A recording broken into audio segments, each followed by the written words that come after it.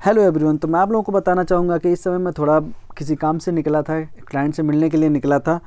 तो अभी हम चलते चलते अभी सफ़र के साथ साथ में हम आप लोगों के साथ कुछ नए हाई कोर्ट्स के जजमेंट के बारे में डिस्कस करेंगे। तो वीडियो शुरू करते हैं। देखिए, मैं बात कर रहा हूँ केरल हाई कोर्ट का मामला है और ये अभी जल्दी का है, जिसमें एक ख़ास तौर पर जैसे जो बीमा कंपनी होती हैं उनके कुछ गाइडलाइन है हाई कोर्ट के, तो वो आप लोगों के साथ शेयर कर रहा हूँ। जैसे होता क्या है कि जैसे एक सवाल ये है कि अगर जैसे जो क्या नाम है, ड्राइवर नशे में हो, ठीक है, तो क्या भी बीमा कंपनी मतलब इसमें जो दुर्घटना जिस व्यक्ति के साथ होता है या जो दुर्घटित होता है उसको क्या मतलब जो बीमा का जो पॉलिसी होता है, मतलब जो मैच्योरिटी होता है या जो रिस्क कवर होता है वो देने के लिए बाधित होता है कि नहीं होता, उसके बारे में केरल हाई कोर्ट का गाइडलाइन है, ठीक है, जिसमें कहा गया कि बीमा कंपनी मोटर दुर्घटना पीड़ित को आरंभ में मुआवजा देने के लिए उत्तरदायी होगी, भले ही चालक ने नशे के हालत में वाहन चलाकर पॉलिसी की शर्तों का उल्लंघन किया हो, फिर भी उसको देना पड़ेगा। जिसमें इस केस में जस्टिस मैरी जोसेफ की सिंगल बेंच ने कहा, निस्संदेह जब चालक नशे की हालत में होता है तो उसकी चेतना और इंद्रियां क्षीण हो जाती हैं, जिससे वह ड्राइविंग करने के लिए अयोग्य हो जाता है। हालांकि पॉलिसी के तहत देयता प्रकृति में वैधानिक है और इसलिए कंपनी को पीड़िता को मुआवजा देने से छूट नहीं दी जाएगी।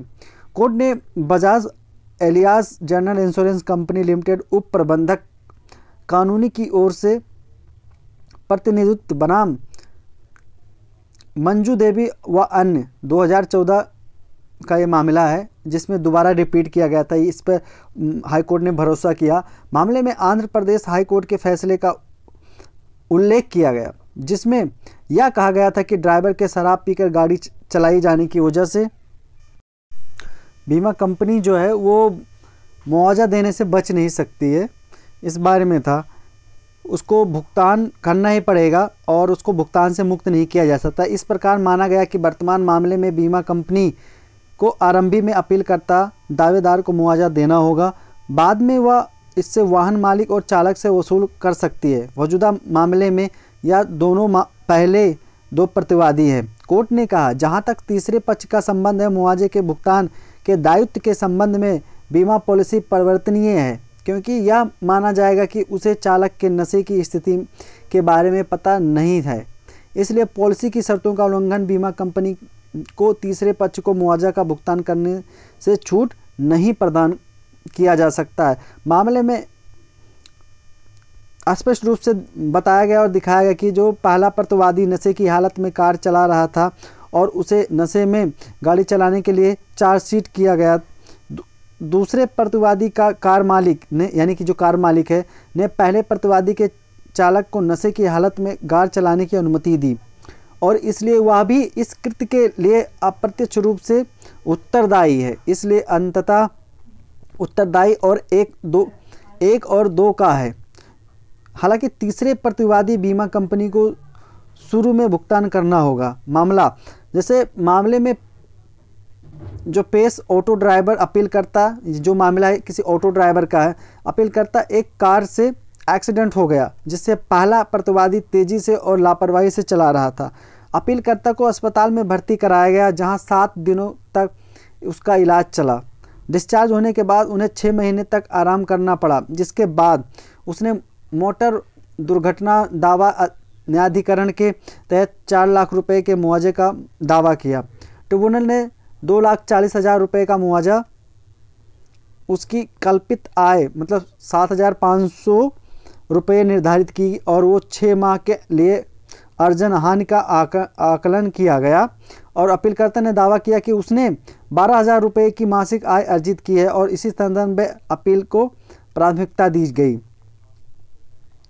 न्यायालय ने कहा कि अपीलकर्ता को न्यायाधिकरण के समक्ष कोई विकलांगता प्रमाण पत्र प्रस्तुत नहीं किया था। कोर्ट ने कहा कि अगर दुर्घटना में उसे लगी चोटों के कारण वास्तव में कोई विकलांगता हुई है तो निश्चित रूप से उसने विकलांगता प्रमाण पत्र पेश किया होता।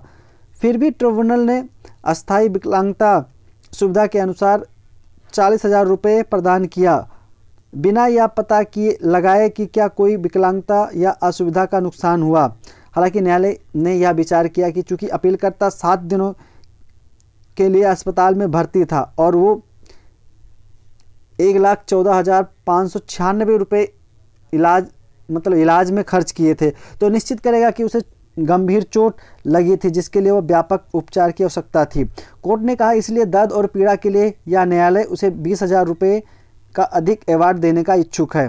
न्यायालय ने अतिरिक्त रूप से 500 रुपये प्रतिदिन की दर से 20 दिनों के लिए बाईस्टैंडर एक्सपेंडिचर के मद में 10,000 रुपये का अतिरिक्त मुआवजा दिया। इसने विचार किया कि चूंकि अन्य मदों के तहत मुआवजा उचित प्रतीत होता है, इसलिए किसी हस्तक्षेप की आवश्यकता नहीं है।